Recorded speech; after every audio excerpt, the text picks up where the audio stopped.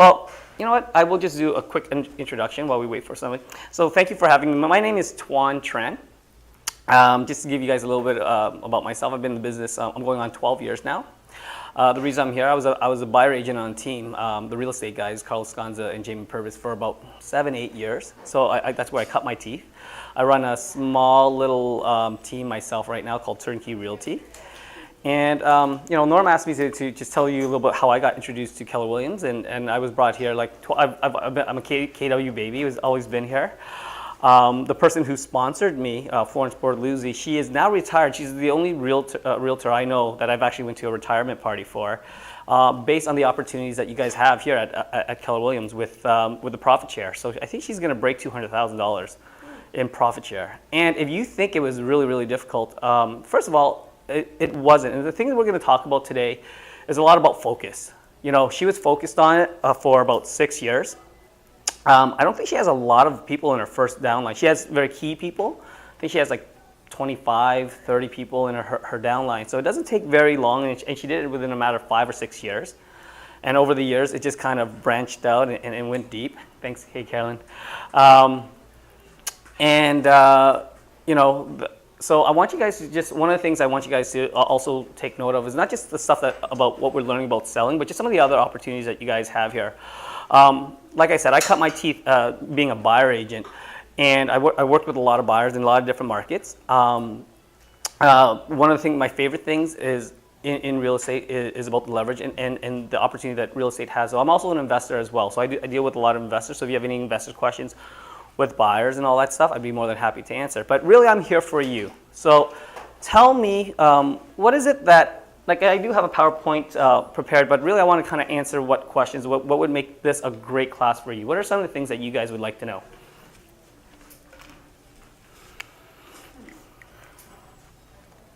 Finding the buyers. Finding and converting buyers. Let's see if we have any sheets here that are new. That's right. So generating some buyer leads. I need to add on to that for me is flushing the buyers back out, because they were out before, even though the market was actually tough. And now they're a little hesitant because it's like maybe they still think they're buying at the top of the market or whatever, right? So it's like flushing them out. Okay. What else? Converting from what? From just the regular, I don't know, just look at it from converting from a cold-ish lead to a buyer, and then converting a buyer to a sale.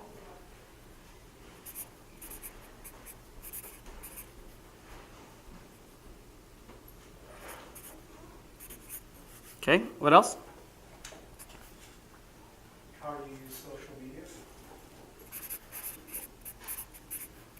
In terms of what? Just finding buyers? If there's Lead gen? things that you do, unique things maybe that you Okay. really work for. Okay.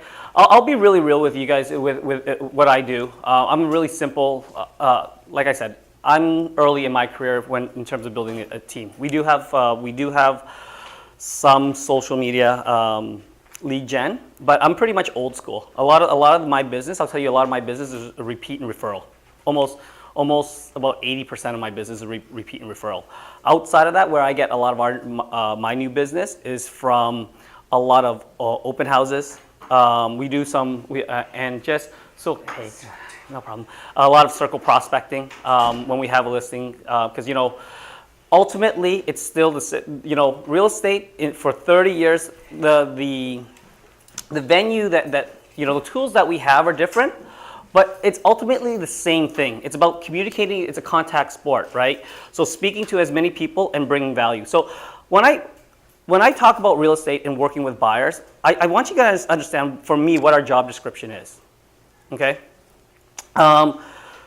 Really, the job description when dealing as an agent is bringing perspective and managing expectations. So when we're talking about lead generation, for me, right, is what's the expectation, right?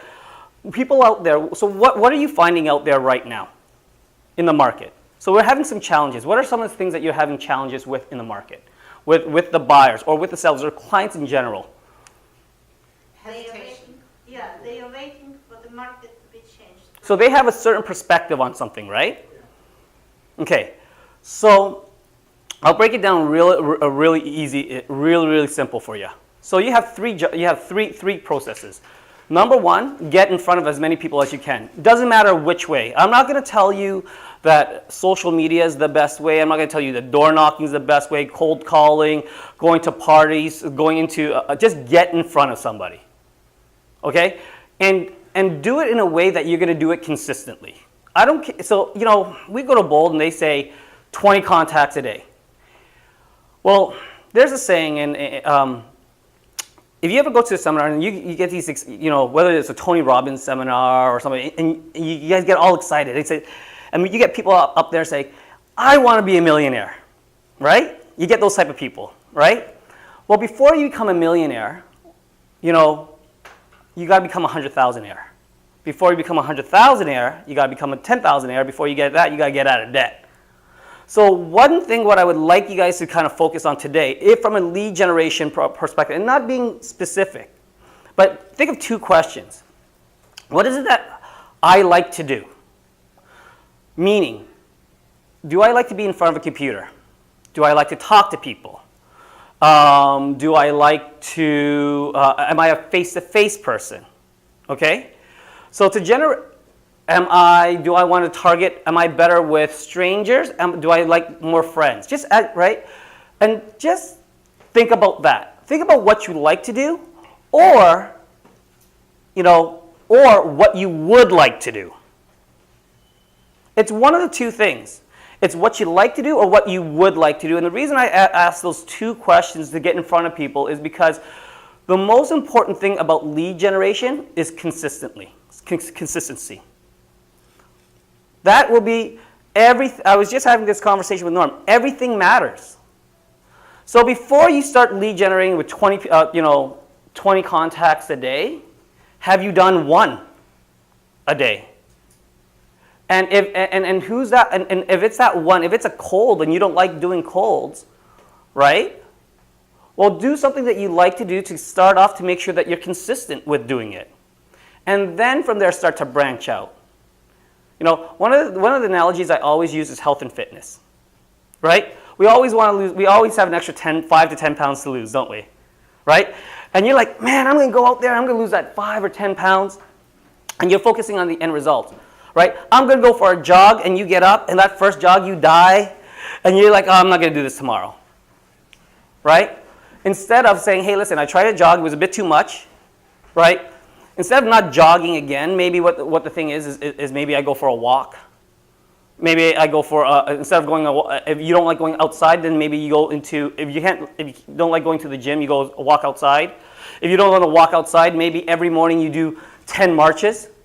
I'm being serious because what happens is that I want you to understand the results all come from the activity that you do on a consistent basis. I dare you to do. If you're not doing any push-ups, I dare you to do 10 push-ups a day by the end of the year and not get stronger. Is that physically possible to not get stronger, to do 10 push-ups a day, whether you care about the results or not, to not get stronger? If you did 10 extra push-ups every day, that means you've done over 3,000 extra push-ups. Now, the results are going to vary depending on your body type, but because you're doing that activity, you are going to get some sort of result. That's it. Okay? So now, somebody was asking me, so let's ask where the buyers are, where they're coming from. Okay? Because depending on where the buyers are coming from, right, you're going to have different challenges and different, and sorry, I got this from the shift, but I'm just going to go off, if that's okay?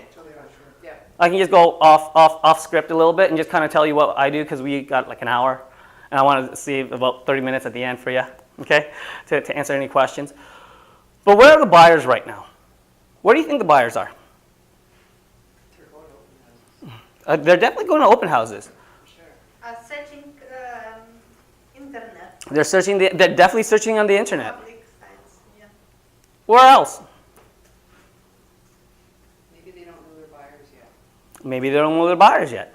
I've noticed at open houses a lot of potential sellers coming through, and they're kind of looking to see what they could get and maybe see if they can bump up to the next level, which is cool. Okay, wherever this is what I want you, this is what, I'm going to give you a different perspective on things. And remember, as salespeople, we're not here to sell. I'm a proud salesperson. I kid you not, I'm a very proud salesperson. Love sales, I'll close, I do all that other stuff. And just to give you an idea, I was an IS personality. I had no D, 0. So it was a learned behavior, right? So for me to say up here, I'm a proud salesperson, yeah, I love closing, it was really unnatural when I first started. So for all you people who say, well, I don't want to be a hard salesperson, there's certain systems, environments that you can kind of create to be successful at that, right? So instead of saying, oh man, I'm meeting these people and they don't want to buy, right? You want to get in front of those. Those are the people you want to get in front of. Those are your opportunities. Okay? So where are the disgruntled buyers? Where are they? Right? And that's where you need to get in front of. So here's the thing. First and foremost, if you get listings, the model hasn't changed. You got a list to last. Right? And remember, I cut my teeth working with buyers for like 8 years as a buyer agent. But if you want to find buyers, if there are people hosting open houses, would you agree that somebody who takes the time and energy to go into an open house right now has more motivation than somebody who didn't go? Yes or no? Yes. So it's definitely, so you can do one of two things to either A, you can go out there and look for buyers, or B, you can attract buyers. Okay? So, A, open houses are great sources of buyer, okay? And remember, it's all about expectation. Go out looking for buyers. If you are social media, and your name is? Ernie. Ernie, if you like to do internet lead generation, then what's the message that you're sending out to attract buyers? Because the internet is a big, big ocean, right? So if you're doing internet lead generation, if you're doing farming, if you're doing marketing, it is the message that you're sending out there to find the buyer. So what is the message? It shouldn't be, are you looking to buy or sell a house, call me. Okay? If you want to find a buyer, it should be very, very targeted. Would you like to know the best 10 income properties in your neighborhood? Call me for that list. There's a call to action. There's a value.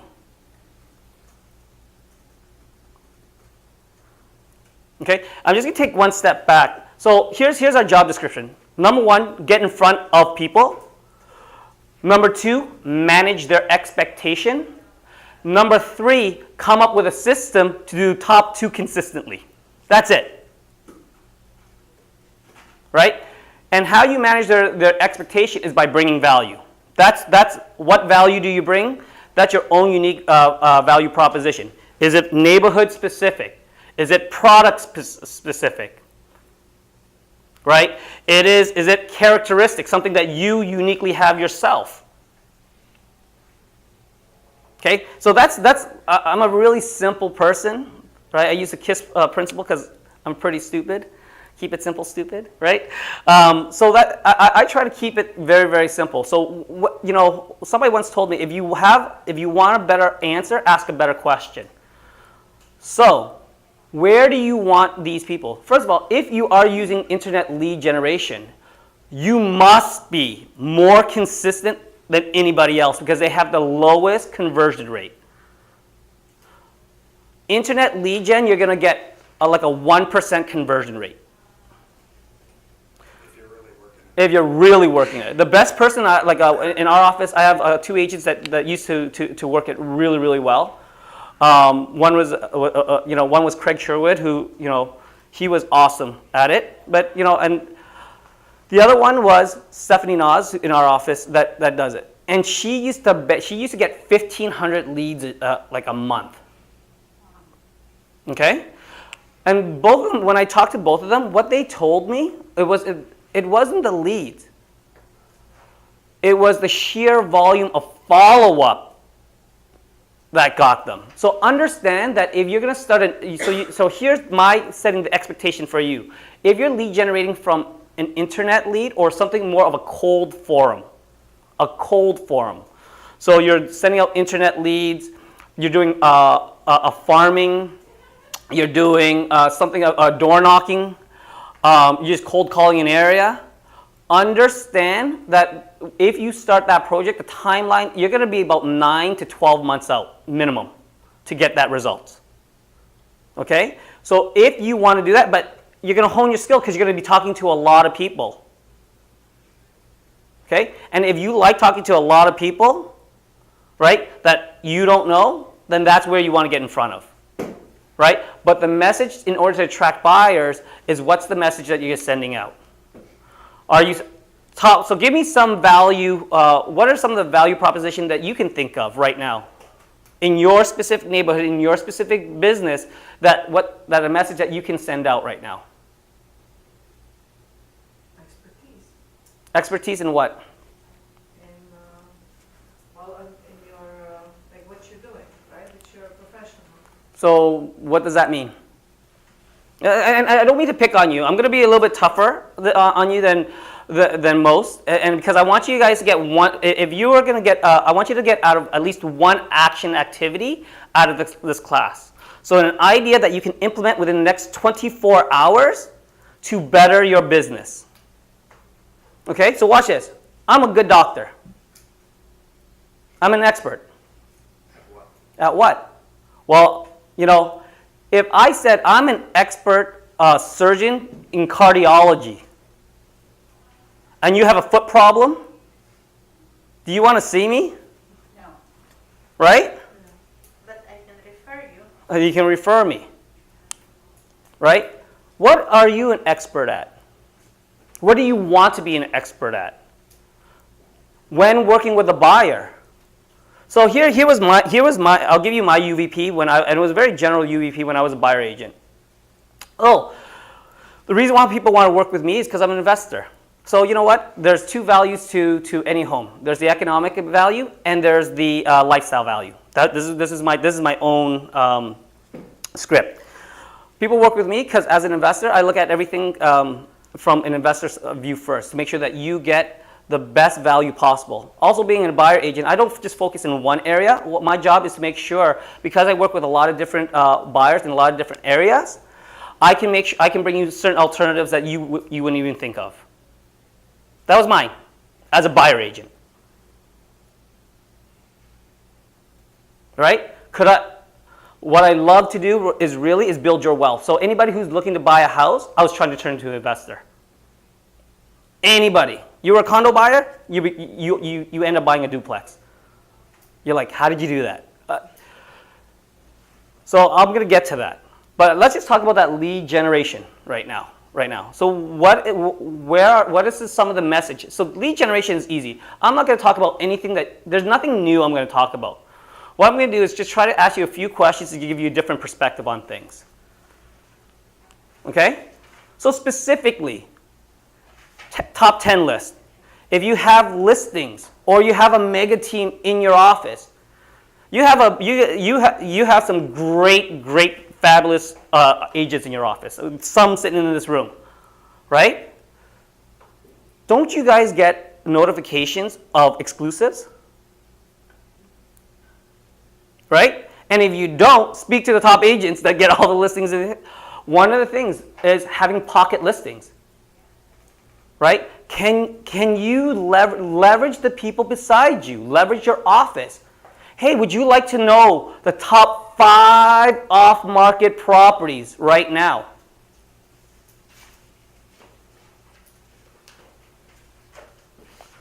Forget about how to convert them. Stop asking, how do I convert these guys? But what is it what value do I bring? Think about this. You go to a restaurant.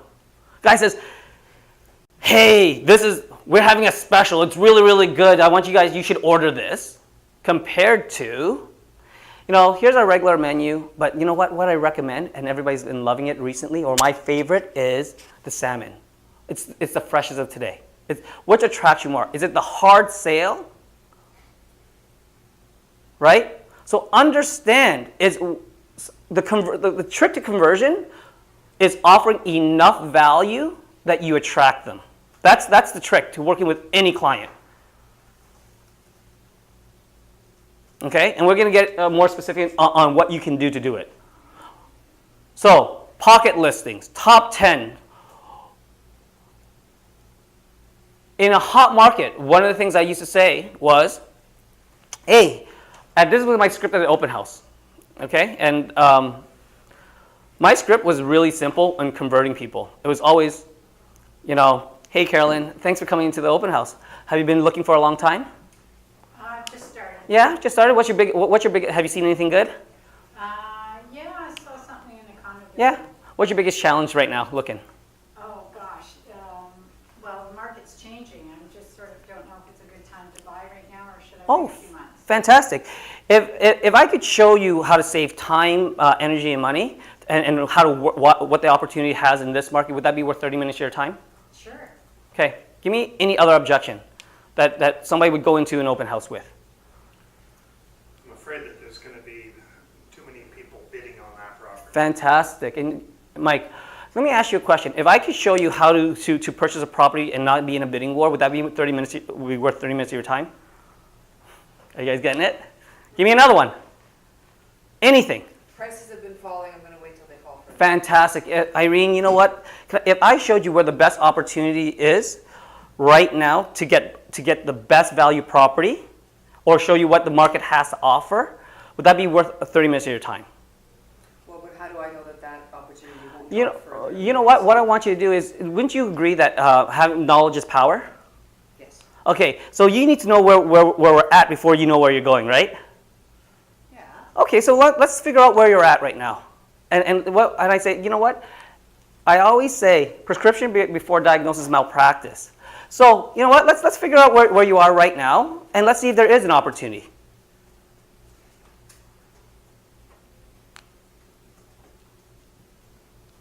It's not, come with me to do buyer consultation so I can save you. No, it's, so the conversion was everybody has an issue, right? What's an objection, guys? It's a question unanswered.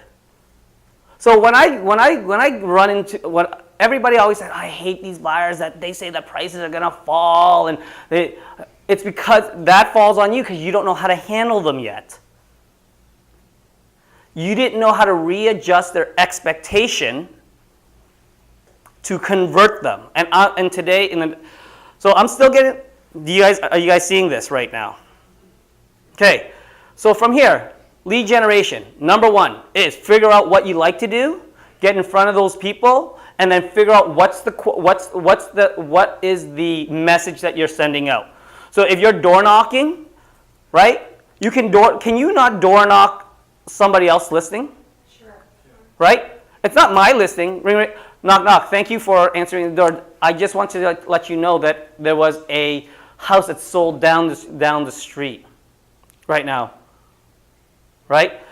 It was in a multiple offer situation, even in this market. Right? We have a few buyers looking to buy. Do you know of anybody who's looking to purchase, who's looking to sell in this market? Have you given any thought about selling? No, I've been here 30 years. 30 years, wow! You've done really well for yourself, right? Yeah. Have you given any thought about using the money you have in your house right now to generate more money? That was my question. I'd be like, no, I thought about it. Well, let me ask you a question. I know everybody thinks that investment is hard, and I'm a full-time realtor. But if I could show you a way of investing made easy, would that be worth 30 minutes of your time?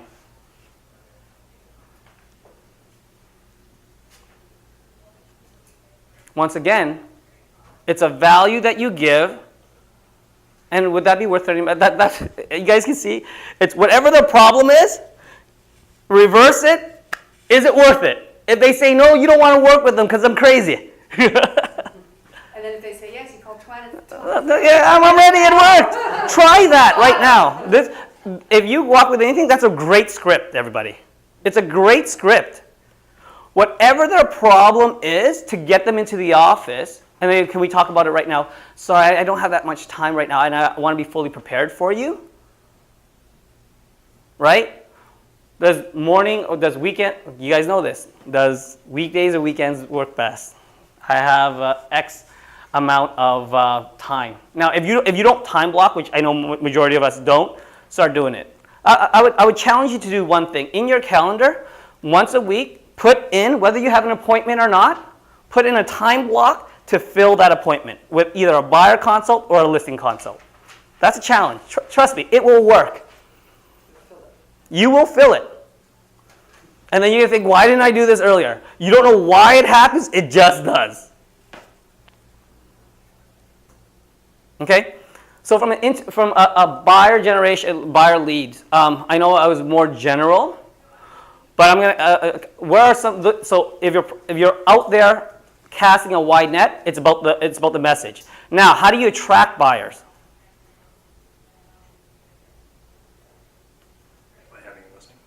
By having a listing. Can you not attract a warmer lead by hosting a seminar? You could, right? What would be a really good seminar right now? I think from like maybe explaining what's going on in the market and like kind of sifting through the media stuff, because that's what I hear a lot. Sifting through the media? Yeah, that might be too general. Like, How to take advantage of the shifting market. Right? How to take there it? you go. Okay, good. Let's get more specific. How to find best value Okay, in Toronto neighborhoods. find out why this best market to upsize in this market. What's that say? Or something of that nature. I'm not really good with these titles. That's why I have an assistant that does it. But so Find out why now is the best the time time to upsize. find out why now is the best time to upsize. How specific is that? 2 ends, right? And are we targeting people who are just upsizing? Yeah. That's the message, right? So now, which leads me into the when working with buyers right now. Now, number one, before this, when you're working with the buyer, the first expectation that you have to adjust is yourself. Is this a good market, yes or no? Yes. Could it be a bad market? Could. It doesn't matter. It's just the market. In any market, is there an opportunity? Yes. And that's the key to working with any clients. There always is a dark and a light. Would you agree with that? Say yes. Okay. So I just want to make sure. So if prices are falling, who's that bad for? Sellers. If prices are falling, who's that good for? Buyers. Right? So could you can market to you could tailor that message to those buyers, right? How to take advantage of a falling market. Now buyers don't buy, so now it's what's that message? Okay, so watch this. This is what I coach my team on. Give me 5 specific things that are really good in this market. 5 or 3. Specific things. With pertaining to the market that will help a buyer. Less competition. Less competition? Maybe. That's good. More inventory. More inventory, more choice.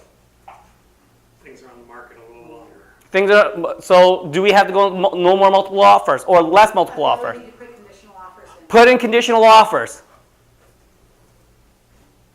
The uncertainty of the market, The uncertainty, what does that mean? meaning for a buyer, seller, there's no certainty, so sellers are nervous. Mhm. So it can give a buyer an advantage because they're not sure, prices can go really down, and they're really not sure what's happening.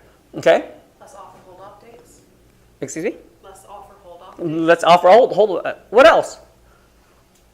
Interest is still low. Interest is still low. What else? Buyers can be pickier now. Okay. So we have some good things that we can talk about, right? Okay. On here, creating buyer perspective and creating urgency. Number 1 is be the expert. Okay. Check Market Watch, but I think in Market Watch, March 2017, detached homes were up 32.5%, right? Condos were up about 29.8% or something of that nature. Fast forward to Market Watch right now, detached homes are down 1.5% and condos are still up 18%. Is that correct? Check Market Watch. Think about this.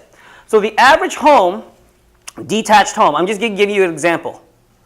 The average detached home went from almost 1.6, 1.591, and now it's just under 1.2 at 1.191. The average condo went from about 540 or 580 down to about 540. If you sold your condo and you have a little bit of equity in it, right, and you lost $40,000, and you moved up to the average detached home, and that went down $400,000, right? You just made up or gained $350,000 in purchasing power. Why is it a great time to move up? Not only did you gain an extra $350,000 in getting more value, you're financing it at still a historic rate. Historically low rate. Yeah. What is the average 30-year interest rate in Canada? You guys know? Average what? Interest rate. Average. I'm gonna guess 5 something. Between 5 and 8%, outside of the 18%. Would you, for people who've been in this industry for a while, would you agree with that? Remember when I started, when they came down under 4%, people were like jumping for joy. Yeah. So, number one, before you can add value, be the expert. Before you can do anything, you gotta know what market that you need to target. And I will tell you, if you are a local economist in your market, right, that's enough value. That's the base level of value. In 15, 20 minutes here, did I just share with you some information that everybody has with a click of a button? Yes. Was that just a change in interpretation of it? So, hey, listen, are rates more likely to go up or down? They're going up. Oh, more likely, right?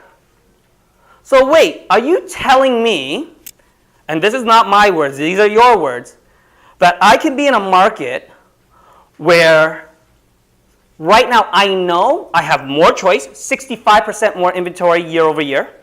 It's 65%, check Market Watch. Okay? I can have more choice. Even if I lose one, I can find something of equal value. I have more purchasing power at a low interest rate. That's what I know. That's what I know. Could prices go down? Yes. Okay? If prices go down, and being the local expert, being the local economist, right? Is it better? I'm going to ask you a question right now. Is it better to buy high price, low interest rate, or low interest rate, high price? Isn't that the same thing? Think about this. High price. So is it better to buy, a high price, low interest rate, or high interest rate, lower price? No, first one, high price, low interest rate. Okay, watch this. I will do the math. I'm going to show you the math after the class because I don't want to inundate you. For $100,000, I'm just going to give you the math on this because I do this all the time. At 3% over 25 years, the mortgage payment is $474. $474.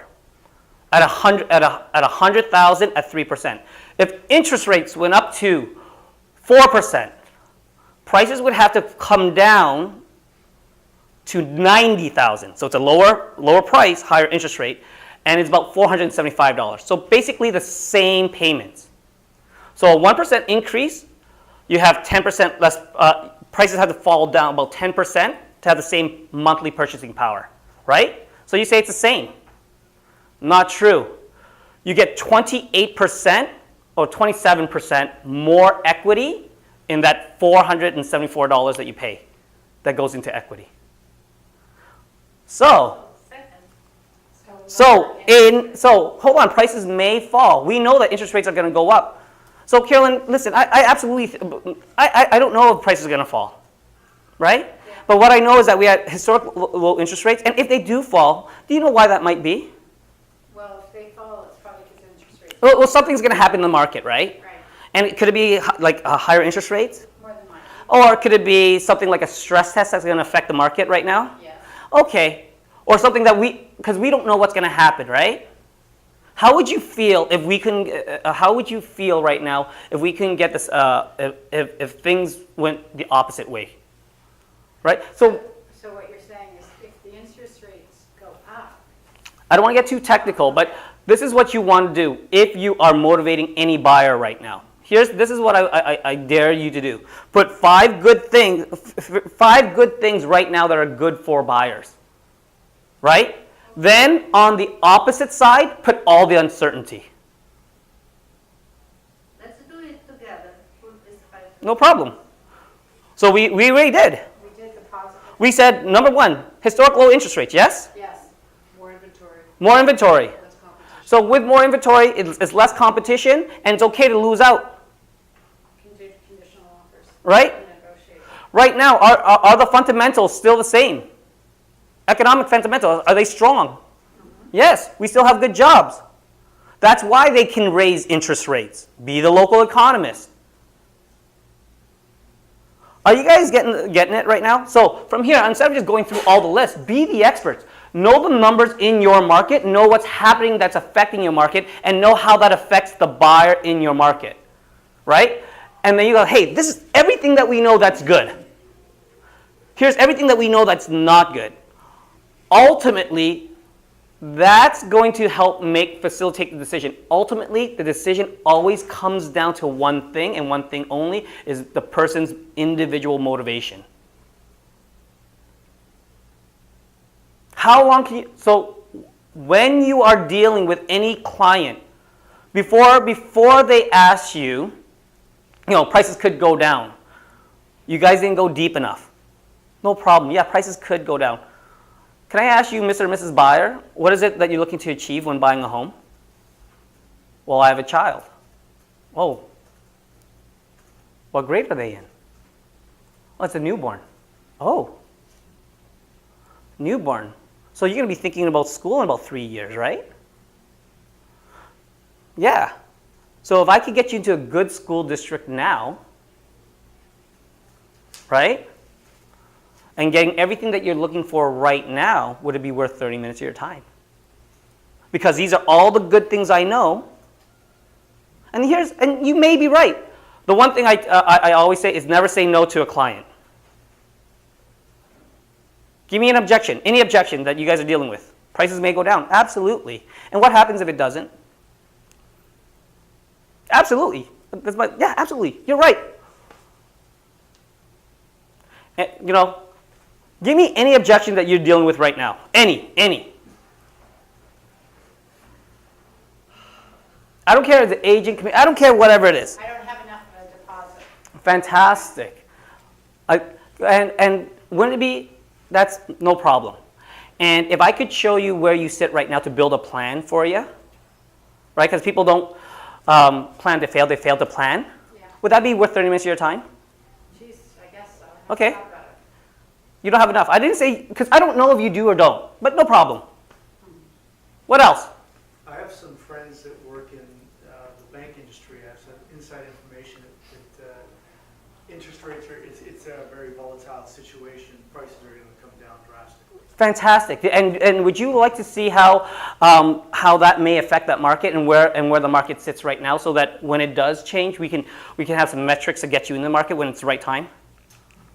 Or to talk about that? There's lots of different ways, because if you're talking that technical, I'm going to get technical with you. Right. I'm just talking from an actual client that said Sure. that to me, so. Awesome. And and they're talking from I a... know how to answer. I sort of. Fantastic. And do you want to see how that works? Are they in real estate? No. No, they're not in real estate. And do you want to see, can we talk about how that's going to affect the real estate and where that opportunity is right now?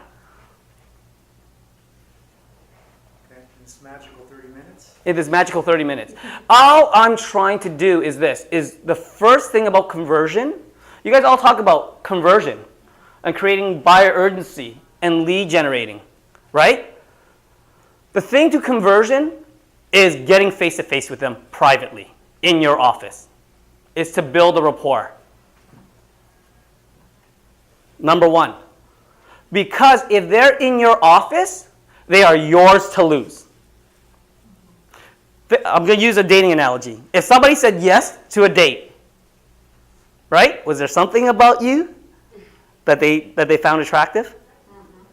If they said no to a second date, it was because of something that happened on a date that they didn't like about you. Do you have to tell them, I want to get married that first date? No. All you say, hey, listen, I look nice. I'm a nice guy. Let's go for coffee. Right? Let's go for a coffee. So remember, the trick about conversion is having enough knowledge just to say, hey, listen, come have a date with me. We ain't going to get married right now. Come have a date. Then it's your challenge to bring more knowledge and more value by understanding their motivation, because that motivation will move everybody. The one reason why motivation will move everybody, because time stays. Understand this. Time does not stand still for anyone. We can wait 40 years, but you're going to be losing 40 years of maybe independence, 40 years of equity buildup, 40 years of whatever it is, privacy, 40 years of having your child in a certain school district, you understand that a house has two values. So it's not just the economic value, you have to go to the lifestyle value to draw them out.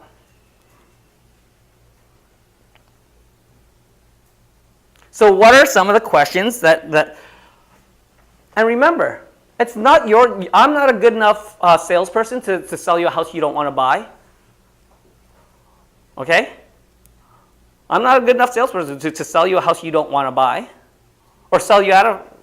I just want to let you know that. You're going to, as a consultant, my job, and this is a script, my job is to keep you safe. How I keep you safe is to make sure that you make an informed decision. How I do that is to make sure that you know all the variables in making that informed decision. Is a furnace good or bad? An old furnace good or bad? Well, we don't know. If I can get you, the fact that we know it's an old furnace and we can price it in and get a lower than market value price, is that good? So once again, it's not good or bad. It's as you know. Once again, and just to let you know, doesn't mean I'm not opinionated. Sometimes I'm too opinionated. I'm definitely going to guide you along those ways. That's my script. That's my job description, to keep you safe. I'm here to educate you. So sit down with me for 30 minutes, and I'm going to magically help you figure out what is the advantages and disadvantages in this market, and does that fit right for you. That's it. How I do that is by being a market expert, creating a best buy work, doing your homework, and helping them to facilitate a decision. So watch this. If you're when you're working with a buyer, so now you got them, you've converted them to an appointment because you got your date, right? Because you've piqued their interest, correct? Right? You piqued their interest because you brought some sort of question or value to solve a problem. And now they're out you're showing a home. Do you have a process that closes them? Do you have a process that closes them? A script that closes them? The challenge with working with a buyer is that you have your system, but you didn't teach them to operate in your system. I'm going to share with you my 2 scripts and just let you know, I'm too stupid to make up anything, so I just took everything from everybody else. This is best practice, okay? So there's 2 scripts that I've used for 12 years, and they've worked perfectly, okay? Carolyn, we're going to go see this house. I'm going to talk a little bit about the first home, and I'm going to go through everything. These are what you need to look for, but your job is to answer 3 questions for me, okay? The 3 questions you have is, number 1, is this house big enough to fit your furniture or the furniture you want? You guys probably heard this before. Number 2, Does the layout or the area work for you? Number 3, if we continue to start looking and this house sold at the price you were willing to pay, would you be disappointed? Okay? If you say yes to all 3, these are homes that we should be making offers on. So I'm going to ask you every single time. So if you've ever been to Bold or anything, do you like this house? Do you want to buy this house? Right? That's what they say, right? You train. It's the same thing, but I'm an IS. Like me, love me, please. Yes. What was the third one again? If we continue to look, Yeah. and the house sold at the price you were willing to pay, would you be disappointed? Yes. Then I ask all 3, and I say, and Carolyn's like, she's a little bit fussy, because right, Carolyn, and she goes, you know what, Tuan, I said yes to all 3. I still want to make an offer on this house. How come? Right? Just ask them why. Well, we haven't seen enough homes. That goes back to the buyer consult. Just want to let you know. That goes back to the buyer consult. And then I always use an analogy. Right? Be careful with this. You got to read your disc profile. But if they're in a relationship, how'd you choose your boyfriend or girlfriend? You just kind of knew, right? And so I always say, so I go back to the top list. Here's the second script. If a house has 3 of the top 5 things you're looking for, those are homes that we should be making an offer on, thinking about making an offer on. We should be thinking about making an offer on. If it has 4 of the top 5 things you're looking for, right? This is a second closing script. We definitely should be making an offer on at the fair market value, or the value you deem to be fair, because you want to get them on paper. If it has 5 of the top 5 things you're looking for, I'm not sure why you haven't bought it yet. So once again, you're teaching them to how to make a decision, right? So what happens if I said, has anybody ever bought a rocket ship here? No. Do you know what's a good buy or a bad buy? You know how to make a decision? I show you a rocket ship. You say, is this a good rocket ship? You're like, I don't know. I said, for it to be a good rocket ship, it has to have a really good engine, and it has to be really fuel efficient, and it has to have this type of gallon. It should have at least 2 windows so that you can see up front, and it should have an operator. If it has all 3, those are actually really good things to buy a rocket ship. So you should be looking for those things. Now, are you better prepared to buy a rocket ship? I know it's a stupid analogy, but how many homes has anybody bought here individually, typically, in their lifetime? 2 or 3. 2 or 3? So they have a little bit better experience. And do you think they were in this market? They were in very different markets, right? So you must train them. You must operate in a way to teach them how to work with you to make a decision. So now, so once again, you're shifting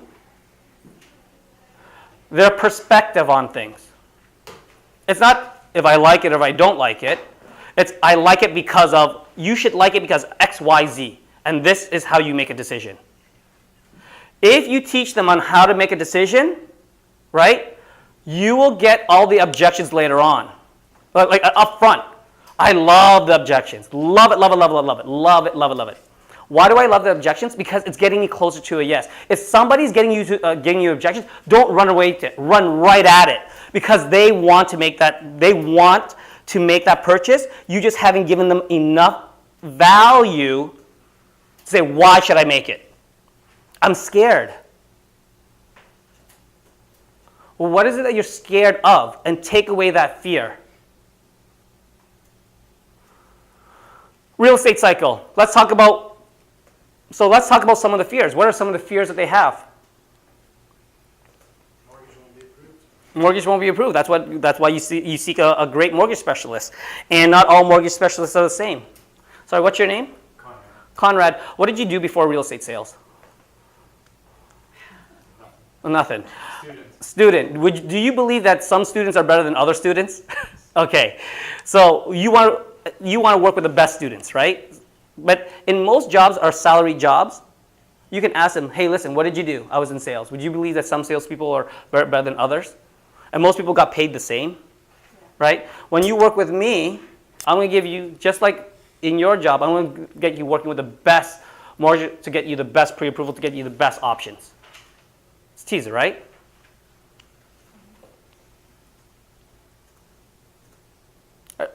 So, going back at it, get in front of people, right? Either attract them or go out like the message that you send, right? The message that you're sending. Number 2, making sure that when you are, that you're knowledgeable enough, right? To come up with some solution of a problem. Because everybody has a problem. That's why they're not buying. They're not buying. They're sitting on the sidelines. They want to buy. Trust me. They want to buy. Everybody has, what you need to know is why they're not buying. Just ask, why aren't you buying? What is it that is keeping you from buying? And agree with them. Always agree with them. And make sure, what if I could show you the opposite? And bring a value. Once you bring a value, you must have a system in which they make a decision and working with you to make that decision. Okay? Anytime they give you a market objection, prices are going down, interest rates, all these other things, you must go to their emotional motivation. If there's an emotional motivation, then you justify it with a financial justification. You understand? I really want to buy. I don't care what the market is, but I don't have enough money. Well, let me ask you a question. If I can get you to get you a great mortgage broker so that you can buy something now, it's not ideally what you want, a detached home, but get you into the market so that we can, in a few years, we can upgrade you. Would that be awesome? Let's get you a plan to do that. Listen, market's going down, but you have a 3-year-old child, right? They're going to be wanting in school. This is not the school district you want, right? We know right now that we have historical interest rates, right? We know that there's a lot of choice, right? We know this because we have 65% more inventory year over year because I look at Market Watch every other day. Right? Or this is a great size, or I've lost money on my condo, but this is a great time to upsize. Like, remember we talked about those 5 or 6 different benefits to these buyers? And then you have to make a list of all the unknowns. So, and just say, I don't know what could happen, but understand that all these unknowns can affect both ways, up or down, equally. What is known for sure is this is what you can take advantage of. And that will tell you if you're working with a qualified buyer. If you're not working with a qualified buyer, just drip on them until they're ready. That's it. And go out there in front of somebody else to find somebody else that's qualified. Because somebody has a lifestyle motivation that will make them buy now. You just haven't answered the question. Right? Yeah, you spend too much time working with all, and now you start hating all buyers. Right? So understand it's not the buyer. You're like, oh my God, right now there is a buyer you are working with. And you're like, oh man, I want to get rid of it because they didn't make a decision. I'm sure right now. Stop. Let's change your perspective on it. If I said it was your fault right now that they didn't buy, what is the 1, 2, or 3 questions that either you don't know yet, or right, that you didn't answer?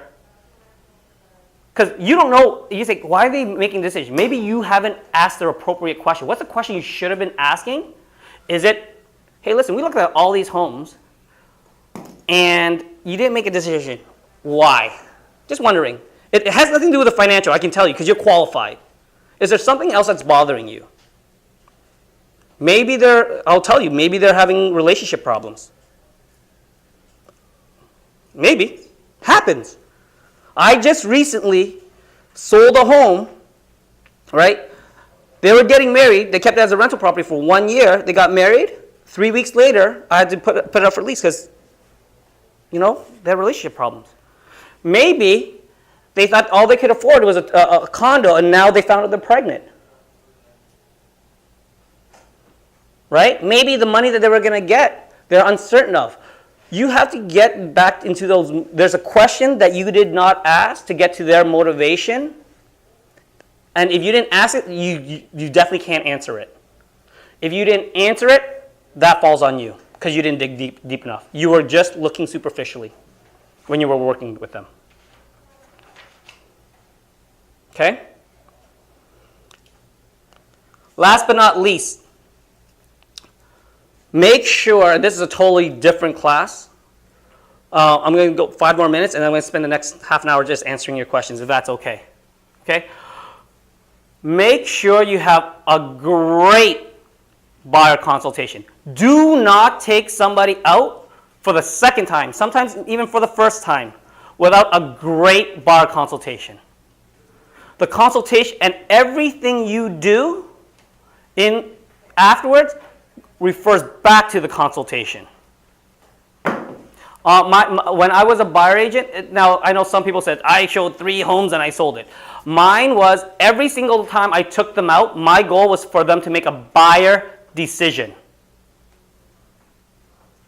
Everybody understand that? Not an offer, a buyer decision. So my consultation broke down to 3 parts. Number 1, the first part was just understanding the process, some of the finances, and then making sure that they knew and get them prepared for that. Making sure that if they had money in RSPs or they had money in equities, to make sure that they had a line of credit so that they could put it down as a deposit or know where that money was, right? If they were being tight about that information, I didn't bring enough rapport for them to trust me. Okay?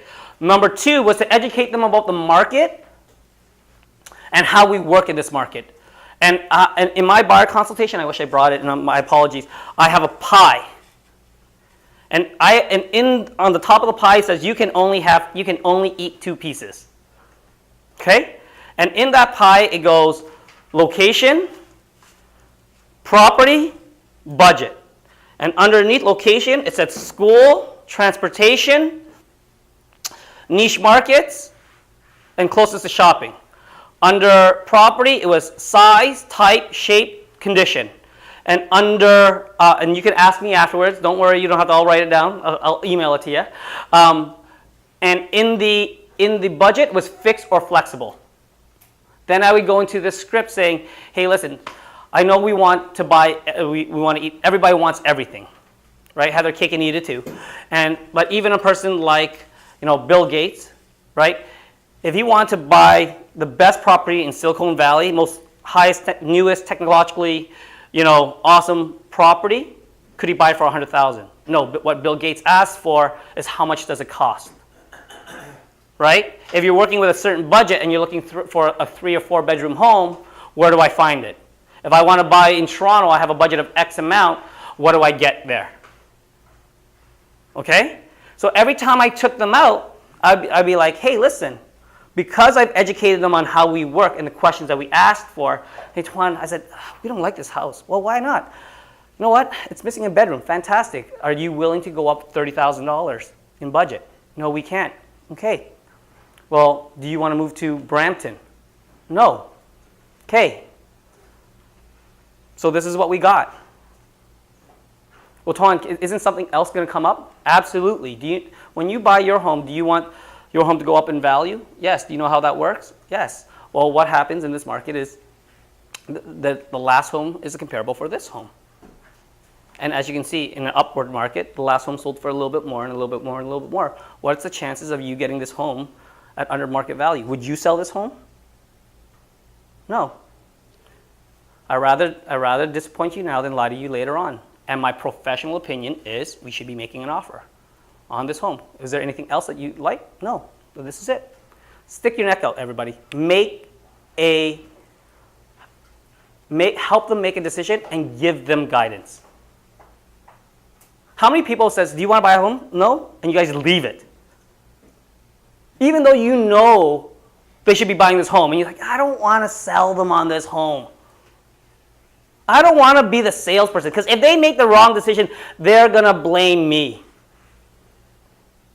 Has anyone ever thought that? Sure.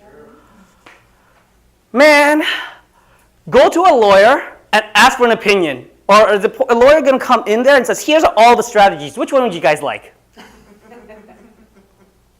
Go to a doctor. They go, here's all. You can do an operation, a pill. Which one would you guys like? As a professional, look at yourself as a professional, act yourself as a professional. If you are a consultant, consult. Your job is not just to give information, but to give advice. Stick your neck out, everybody. How many homes have they bought, and how many homes have you helped somebody purchase?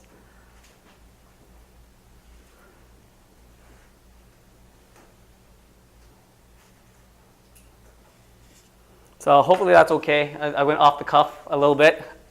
Just that's how I run my business. I'm going to spend the next half hour.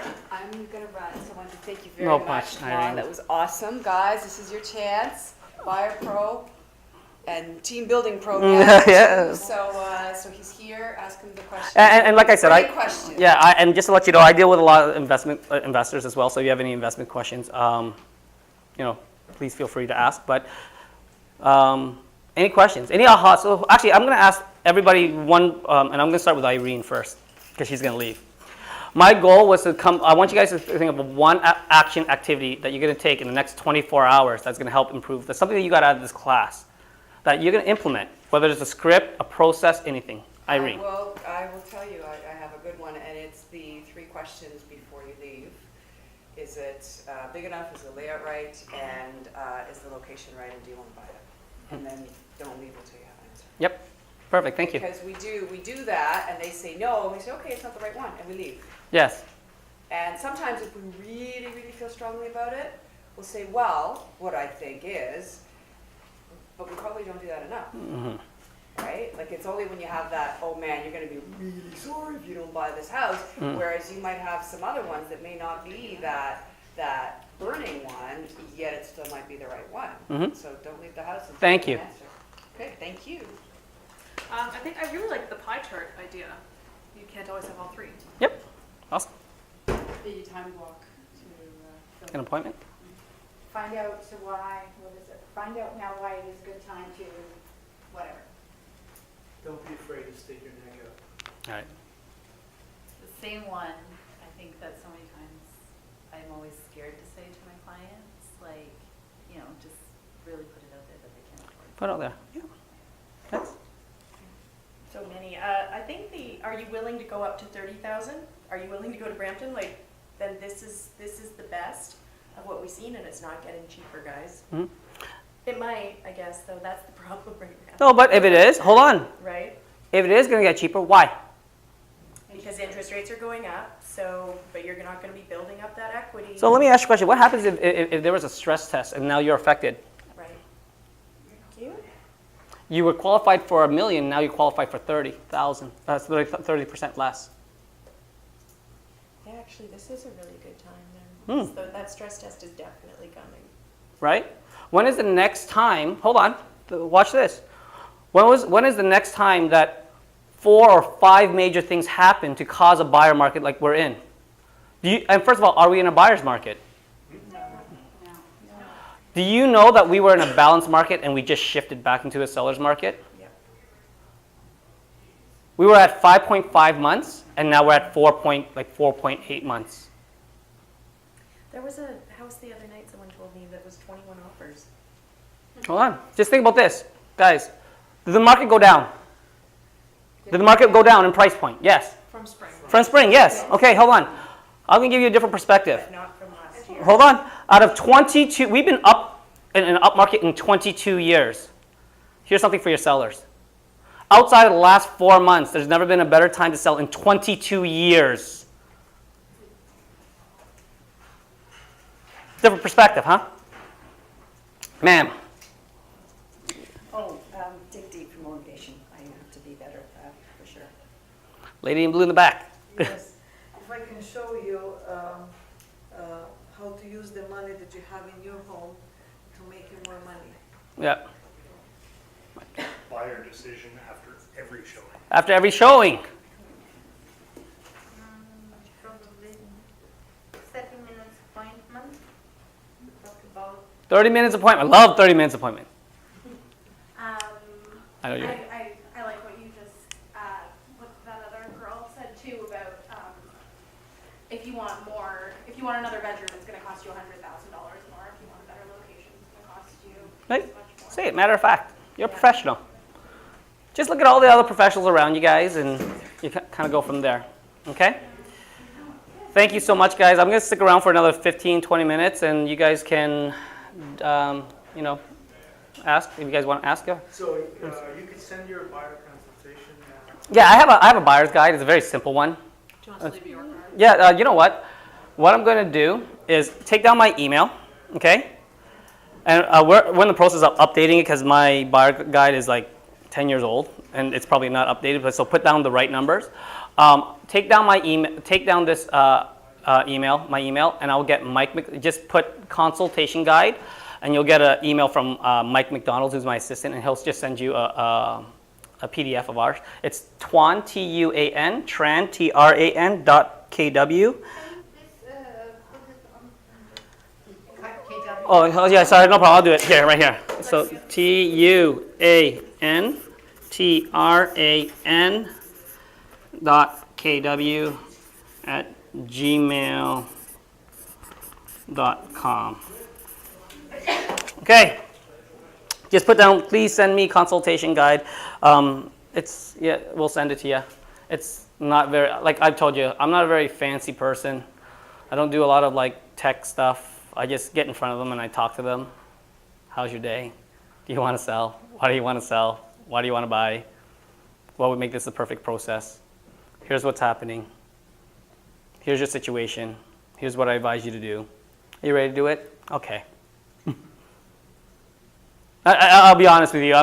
There are some great, like, you know, like even I've dealt with Irene. She's fantastic. She's probably got differences. This is just my way of doing it. It's not better. It's not worse. It's just my way. We've had some success with it. Okay. Anything else, guys? How is this a good market for investors right now? Because right now, with investors, you still have low interest rates. Yeah. With investors, they are still. Investors. This is a good. Every market is good for an investor. Thank you. And this is why it's good for investors. Investors have more. Investor is a buyer. Okay. Investor is a buyer. So any advantage that a buyer has, an investor has. Right? You can find. Investors have more choices. They can make an offer that works for them financially, and they can walk away right away to test those people's motivations, right? Because they have more motivation, every offer counts. They'll be able to put more offers down at a lower price point, and sellers' motivations are a lot higher. Hello? Yes. You said if you have a buyer that wants to buy a condo, you would sell them. Oh yeah, this is the best part, man. I used to do this all the time. Let me ask you a question. If you were to buy a $500,000 condo, depending on the price point, okay? Do we have condo buyers here looking between $500,000 and $700,000? Okay, what's the maintenance fee on a $500,000 or $700,000? Grand. Yeah, let's say $600, $700, $800, right? $1,000. And so typically, if they put down 20%, it's going to run them like $3,000 or just almost $3,000 to operate that condo. Is that correct? Yeah. And they bought it for about $600,000, $700,000, $500,000, right? I said, if I could show you a way where you can get a $1.2 million property, okay, and you have to pay less for it, would that be worth it? They go, yeah. So instead of having a 20% down payment, right? They are down to. This is before some of the rule changes. You have a 10% down payment on something at $1.2 million.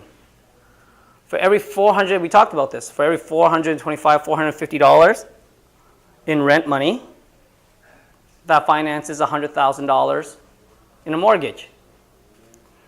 What's the average rent in Toronto? $2,000 for one bedroom. $2,000. So let's call it $2,000. And then what's a basement go for? $1,000 bucks? $1,200.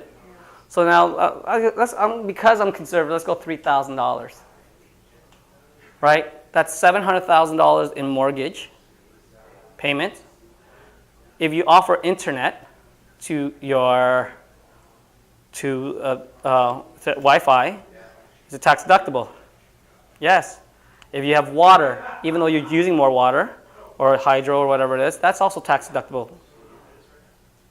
If you do maintenance on the property, that's also tax deductible. But if you bought a $1 million or $1.2 million triplex, right? $1.2 million triplex, it would cost you less by anywhere between $3,000 to $1,000 less operating it, right? Than it would and you would get a better asset. So the only question you have, the only thing that you have to overcome, the only one is qualification.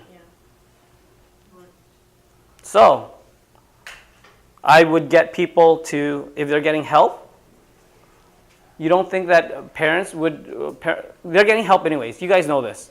30 to 50% of people are getting help.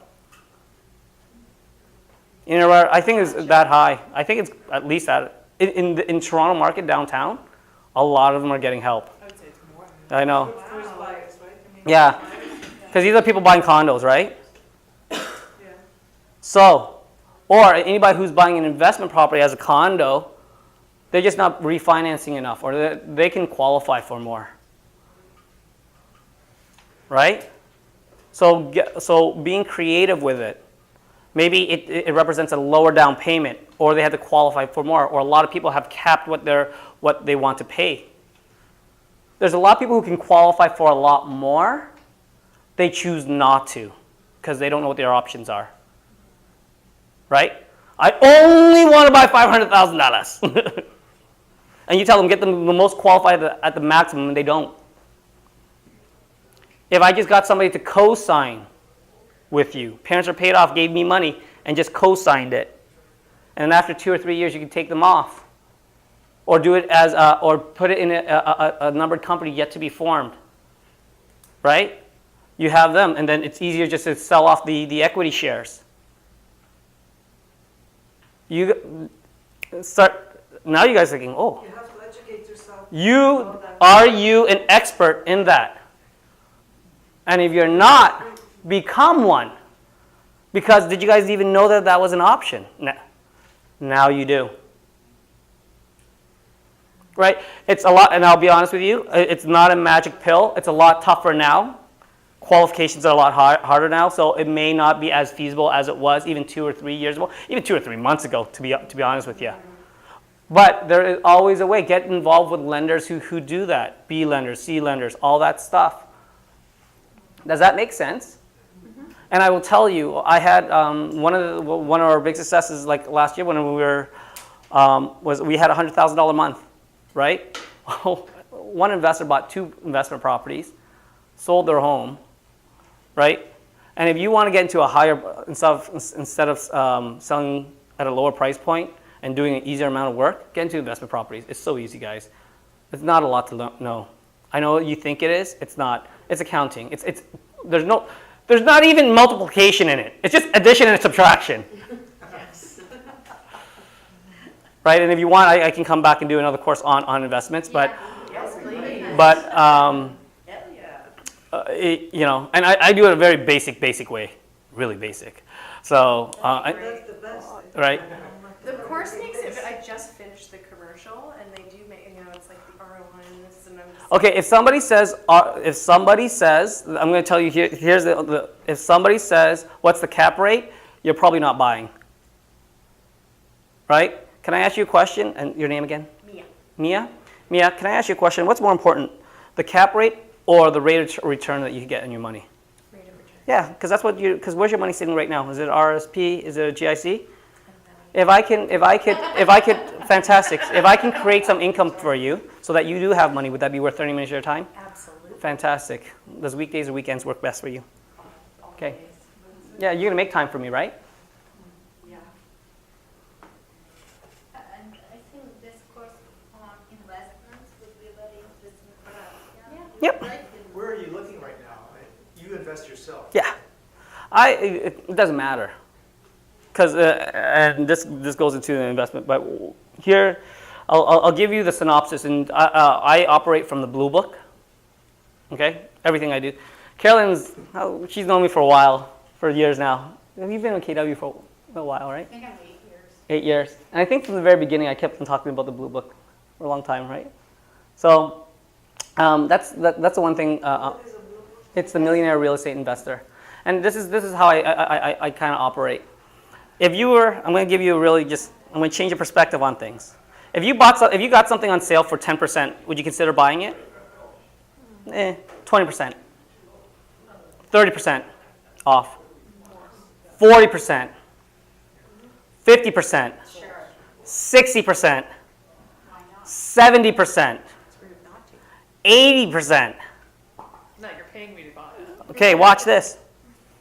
If I bought, and this is where investors, this is where, I mean, my thing about working with investors. It's the realtors that's screwing up. You are looking for the magical unicorn for that investor. Correct? So the market is what the market is. You have to qualify for the investor. It's not the investment that's good or bad. It's the investor. Right? You guys are like, what? I'm looking for a good investment property. Okay? Let's say you want a cash flow property. You want a cash flow property. It's $1 million. If you put $1 million down and produced $1, is it a cash flow property? No. For some people, that's okay, because if their percentage, if they were on a GIC getting less than 1%, and you can guarantee them a 5% return, but they had to put down 40% down payment, and the renters paid 60% off, and they had put in zero money, is that just, did they not, and they sold it, not even for a profit, but they made exactly the same amount of money, and just took the equity. Isn't that like getting something 60% off because you didn't put it down?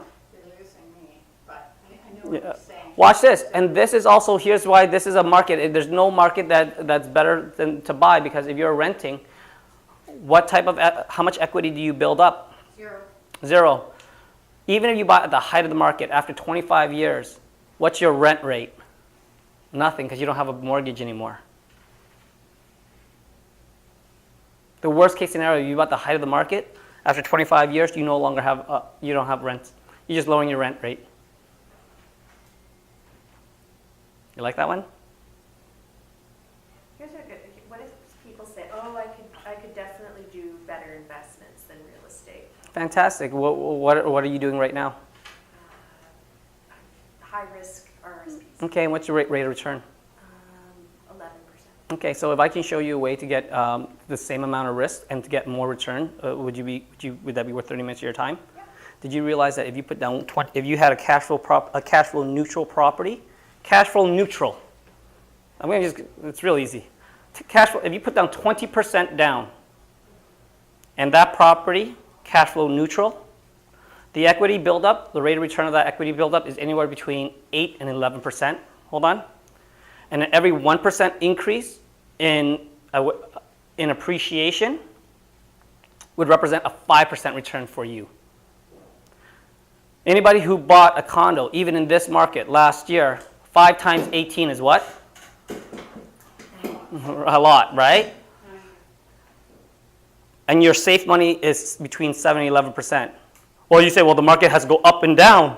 It fluctuates. Well, you're in a high-risk RSP. Isn't that the same amount rate risk? The reason why is because there's very little leverageability in any equity outside of real estate. And not only there's little leverageability, the dollar amount, a 10% increase, if you owned a $10,000 stock, $100,000 stock, it's a lot of money, and it went up 10%, you got $10,000.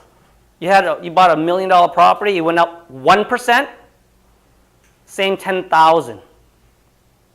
But I always hear these nightmares about tenants. Fantastic. Let me ask you a question.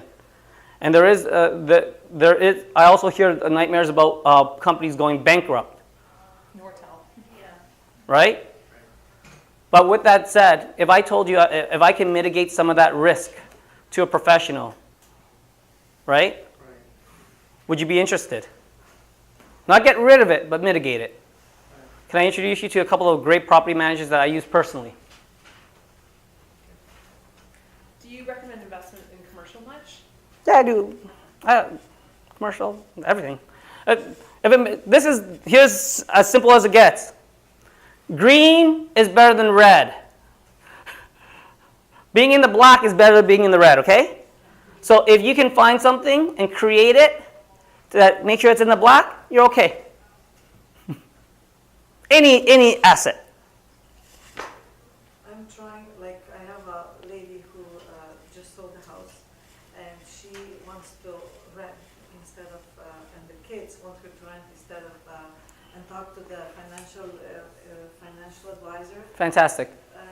But I believe that, if she can buy a small condo, Okay. and then reinvest the rest of the money, it would go a longer way than Can I ask you why she wants to rent and what they believe? why? Because both kids are renting. They're all actually 3 kids are renting, and they don't own a property. So I Okay. don't think they believe in the value. Okay, and if I could show you the numbers with low risk, why buying a property right now would get you a certain rate of return, would you buy? If I can beat whatever your investment is, would you buy? Yeah, it's because the reason you're renting is because it's financial. Is that correct? Okay, so just tell me what's the benchmark that you guys, what's the metrics that you're using, and I'm going to show you the metrics of real estate, and you can decide after that if you want to buy or rent. That's it. Once again, I just need to know what my benchmark is right now. Investing, once again, it's all about perception. Is this a good time or a bad time? I don't know. What's your position? What's your time horizon? What's your motivation? So understand our jobs, remember what I told you, our jobs is to manage expectations. And if you have shitty expectations and you have shitty outlooks on your clients and on the market, guess what you're transferring? I apologize with my language, but it's true. If you can't believe in what you're selling, or you don't know what the value or how to do it, then you better get on your ass to learn about it. Because we get paid tens, hundreds, millions of dollars to advise, and we had to go to OREA for like a year. But we are doing, I'm telling you, what we're doing is as important as open heart surgery. Because if you screw up their sale, that costs, who here could manage and lose $500,000 and it wouldn't affect them? Well, I'm asking you, isn't that as bad as to affect your life, the stress, than messing up on an open heart surgery in some ways? It could be life or death. So if you don't want to spend 30 minutes to do a little bit of investigation or a week to go preview some homes, well, that's a professional you're going to be. And you're going to earn what you deserve. Because it has nothing about creating buyer urgency. It's about bringing enough value so they can make a decision. Okay? Good.